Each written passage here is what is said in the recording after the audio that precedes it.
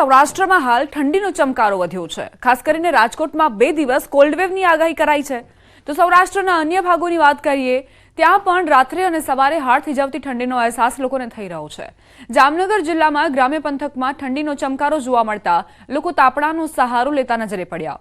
જામનગરના જોડિયા પંથકમાં આવેલા દરિયાકાંઠા વિસ્તારના લીંબુડા ગામે મોડી રાત્રે ઠંડી વચ્ચે લોકો ધાબળા ઓઢીને તાપણા કરી ઠંડીથી રાહત મેળવતા નજરે પડ્યા।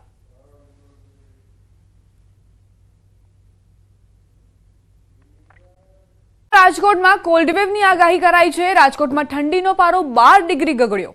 સવારથી રાજકોટમાં હાડ થીજાવતી ઠંડી કડકડતી ઠંડીમાં કેટલાક લોકો સ્વાસ્થ્યનું ધ્યાન રાખતા નજરે પડ્યા। ઠંડીને ઉડાડવા હેલ્ધી રહેવા સ્વાસ્થ્યવર્ધક ગરમ પીણા પીતા નજરે પડ્યા। ઠંડીનો ચમકારો વધતા જાહેર બગીચાઓમાં પણ કસરત અને મોર્નિંગ વોક કરતા લોકો નજરે પડ્યા। રાજકોટ શહેરમાં આજથી 2 દિવસ કોલ્ડ વેવ હવામાન વિભાગ દ્વારા જાહેર કરવામાં આવી છે, ત્યારે લોકો પણ છે તે ક્યાંક ને ક્યાંક જે છે એ અલગ અલગ સૂપ સહિતના જે ગરમ પીણા છે તે પી રહ્યા છે। અત્યારે રાજકોટ શહેરનું જે આજનું લઘુત્તમ તાપમાન છે તે 11 ડિગ્રી સુધી નોંધાણું છે। બીજી તરફ ક્યાંક ને ક્યાંક લોકો છે તે પણ અત્યારે જે છે એ ગરમ પીણા પી રહ્યા છે। ગરમ પીણા પીને જે છે અત્યારે આજના દિવસની શરૂઆત કરી રહ્યા છે। ઘણા બધા લોકો છે તે બહાર નીકળવાનું ટાળી રહ્યા છે। જો કે ફરજિયાત બહાર નીકળવું પડે એમ હોય તો ચોક્કસથી ગરમ પીણાનો ઉપયોગ કરતા હોય છે। હાલ અહીંયા આપણી સાથે કેટલાક રાજકોટના લોકો છે, આપણે એમની સાથે વાત કરીશું। શું કહેશો, આજે કેવી ઠંડી છે? અત્યાર સુધીમાં છેલ્લા ઘણા વર્ષોમાં આવી ઠંડી નથી પડી, પણ ખરેખર જે આટલી ઠંડીમાં જે મજા આવે છે અને જે જ્યુસ પીવાની મજા આવે છે, વોકિંગ કરવાની મજા આવે છે, આખી અનેરી છે।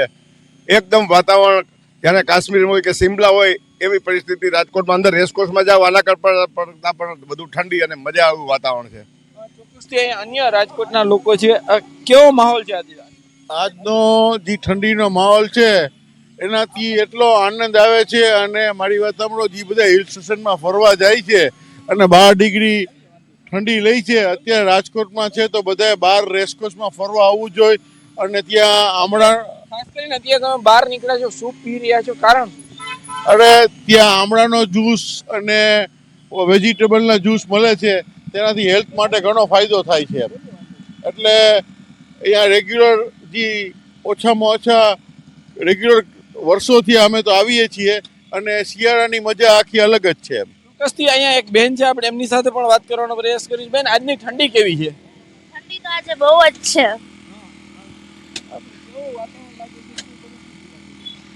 ઠંડીની કારણે મતલબ માણસો બહુ નબળા થઈ જાય છે, એટલે વોકિંગ કરવા માટે એમ માટે બહાર નીકળવું પડે છે એમ। આજે ખાસ તમે જે અલગ અલગ ગરમ પીણા છે એ પી રહ્યા છો, કેવો માહોલ? બહુ મજા આવે। આવું બધું પીએ તો હેલ્થ વધારે સારું રહે, ઠંડીથી આપણે ઓછું બચી શકીએ। રાજકોટના લોકો છે, આપણે અન્ય લોકો સાથે પણ ક્યાંક વાત કરવાનો પ્રયાસ કરીશું। કેવી ઠંડી છે ભાઈ આજે?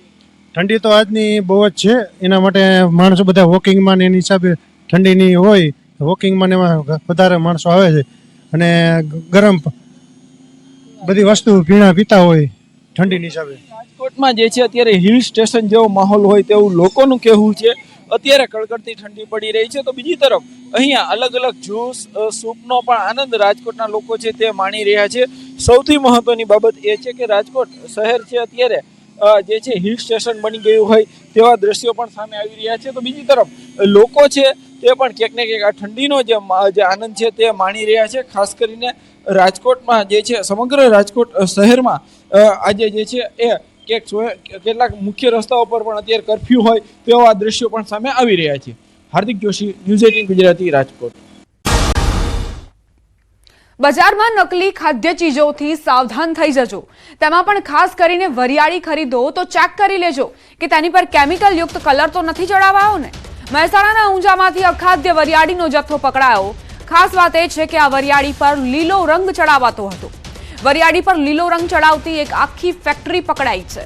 આ ગોરખ ધંધો ઊંઝામાંથી ઝડપાયો છે। લોકોના સ્વાસ્થ્યના દુશ્મન આ લોકો વરિયાળી પર લીલો કલર કરીને તેને કલરફુલ વરિયાળી બનાવી વેચતા હતા। મહેસાણાના ફૂડ એન્ડ ડ્રગ વિભાગે દરોડો પાડીને આ ફેક્ટરી પકડી છે। સાથે જ 1955 કિલો અખાદ્ય વરિયાળીનો જથ્થો પણ ઝડપ્યો છે। કીર્તિ ટ્રેડિંગ નામને ચાલતી આ ફેક્ટરીમાંથી અત્યાર સુધી કેટલી વરિયાળીનું વેચાણ થયું તેની પણ તપાસ શરૂ કરાઈ। સંવાદદાતા કેતન વધુ જાણકારી સાથે લાઈવ જોડાઈ ગયા છે. કેતન, શું જાણકારી તમને પ્રાપ્ત થઈ છે? આજે વરિયાળીનો જથ્થો જપ્ત કરવામાં આવ્યો છે, કઈ રીતે બનાવવામાં આવતું હતું નકલી અખાદ્ય જીરું, તેને વિશે જાણકારી? ચોક્કસથી જણાવી દેવું કે ઊંઝા આજુબાજુ અનેક એવી ફેક્ટરીઓ આવેલી છે કે જ્યાં નકલી શંકાસ્પદ જીરું બનાવવામાં આવે છે, વરિયાળી બનાવવામાં આવે છે.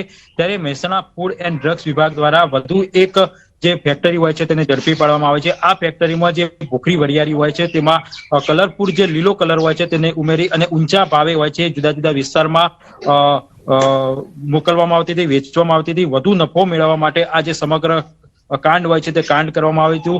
ઉલ્લેખનીય છે કે આજે 1955 જેટલું જે મુદ્દામાલ હોય છે તે જે ફૂડ એન્ડ ડ્રગ્સ વિભાગ દ્વારા ઝડપી પાડવામાં આવ્યું છે. રેકી કરી અને સમગ્ર જે પ્રકરણ હોય છે ફૂડ એન્ડ ડ્રગ્સ વિભાગ દ્વારા ઝડપી પાડવામાં આવ્યું છે. હાલમાં જે સેમ્પલ લઈ આગળ મોકલવામાં આવે છે, જ્યારે સેમ્પલના રિપોર્ટ આવશે ત્યારબાદ જે વધુ હોય છે તે કાર્યવાહી કરવામાં આવશે. કેતન, જે અન્ય યુનિટો છે ત્યાં પણ આ પ્રકારની કામગીરી ચાલી રહી છે કે કેમ? લોકોના સ્વાસ્થ્ય સાથે જોખમ સર્જાય તે પ્રકારના કૌભાંડો ચાલતા છે કે કેમ, તે વિશે કોઈ જાણકારી? આરોગ્ય વિભાગ ત્યાં પણ પહોંચશે કે કેમ?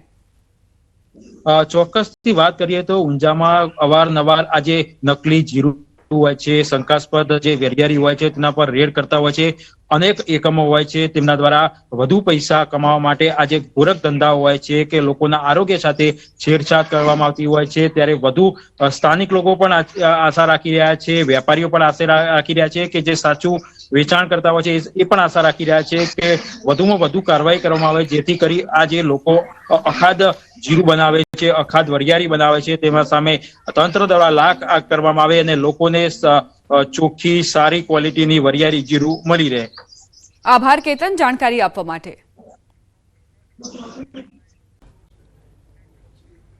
સમાચાર રાજકોટથી, જ્યાં ઠંડી ભૂક્કા બોલાવશે. રાજકોટમાં કોલ્ડ વેવની હવામાન વિભાગની આગાહી. રાજકોટમાં ઠંડીનું યલો એલર્ટ જાહેર કરાયું છે. 9 ડિગ્રી તાપમાન રહી શકે છે. ઉત્તર પૂર્વના પવનોના કારણે ભારે ઠંડીની અસર વર્તાશે. તો રાજકોટિયન્સ માટે આ મહત્વના સમાચાર. ઠંડી ભૂક્કા બોલાવશે એટલે તમારા ગરમ વસ્ત્રો તૈયાર રાખજો, કારણ કે કડકડતી ઠંડી વરસવાની છે. હવામાન વિભાગે કોલ્ડ વેવની આગાહી કરી છે. યલો એલર્ટ રાજકોટમાં જાહેર કરવામાં આવ્યું છે. ઉત્તર પૂર્વના પવનોના કારણે ભારે ઠંડીની અસરો વર્તાશે.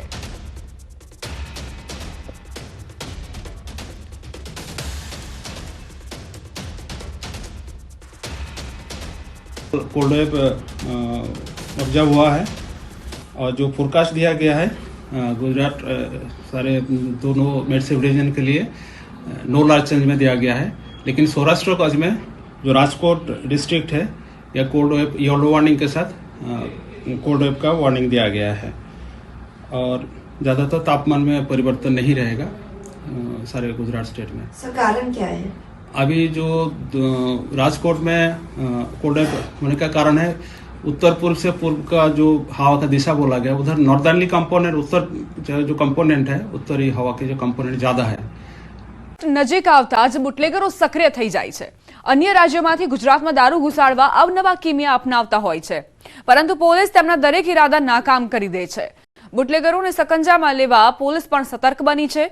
10 ડિગ્રી વચ્ચે કડકડતી ઠંડીમાં પણ પોલીસ રાજસ્થાનથી ગુજરાત તરફ આવતા વાહનોનું સઘન ચેકિંગ કરી રહી છે. ધાનેરા તાલુકાની 3 જેટલી આંતરરાજ્ય ચેકપોસ્ટ પર પોલીસ દ્વારા સઘન ચેકિંગ કરવામાં આવી રહ્યું છે. પોલીસ દ્વારા દિવસ રાત ચેકપોસ્ટ પર ખડેપગે રહીને રાજસ્થાનમાંથી ગુજરાતમાં પ્રવેશતી તમામ ગાડીઓનું ચેકિંગ કરાઈ રહ્યું છે અને શંકાસ્પદ ગાડીઓની પૂછપરછ પણ હાથ ધરાઈ છે.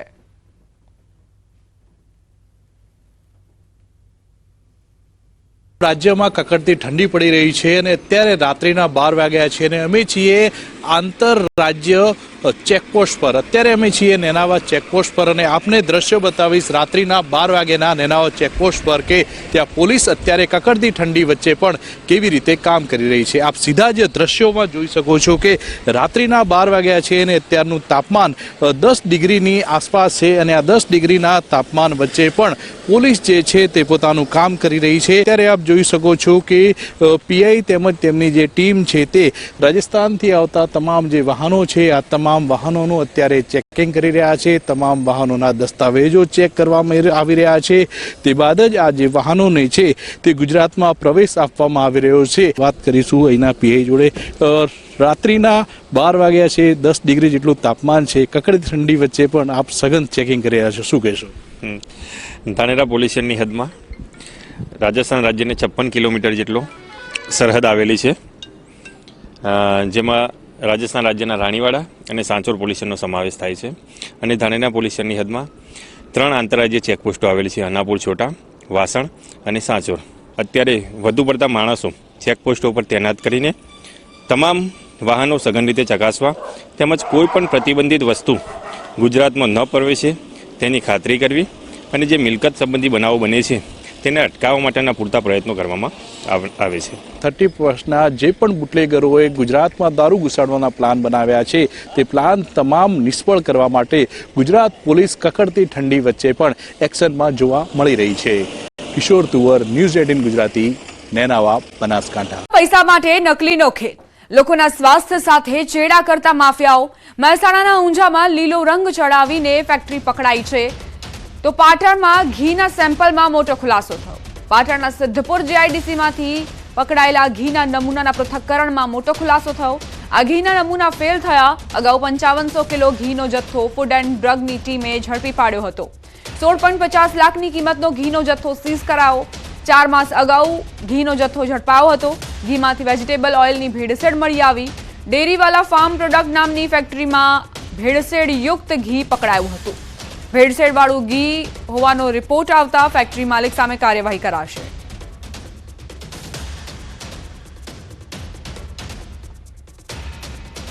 સંવાદદાતા અશરફ જોડાઈ ગયા છે વધુ જાણકારી સાથે. અશરફ, આ નકલી ઘીને લઈને શું અપડેટ્સ?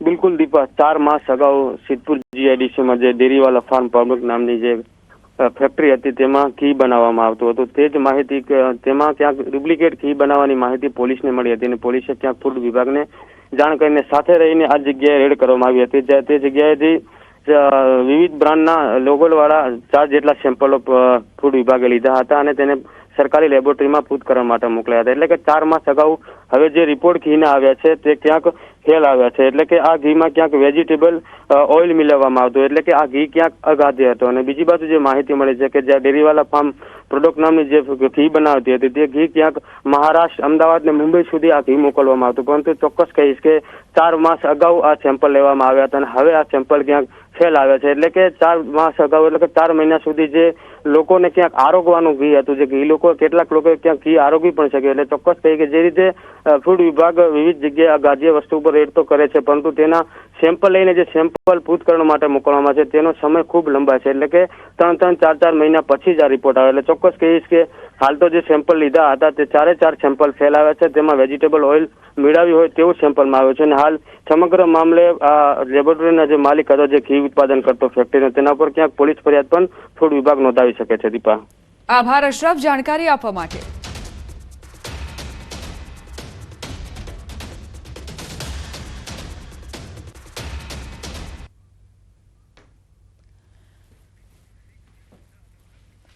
તો કઈ રીતે રાજ્યભરમાં નકલીનો ખેલ ચાલી રહ્યો છે તેની તસવીર આપ જુઓ.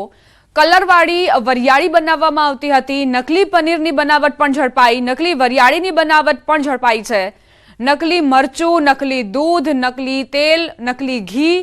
તમે જે પણ વસ્તુઓ આરોગતા હોવ તે પહેલા તમે ચેક કરી લેજો કે જે તમે આરોગી રહ્યા હો તેમાં આ અખાદ્ય વસ્તુઓનો જથ્થો તો નથી ને. દૂધથી માંડીને દહીં, પનીર, ઘી, તમામ વસ્તુઓ એવી છે જેમાં મિલાવટ કરીને અને ત્યારબાદ આ લોકો, આ માફિયાઓ નફો રળવા આ પ્રકારના પ્રયાસો કરે છે.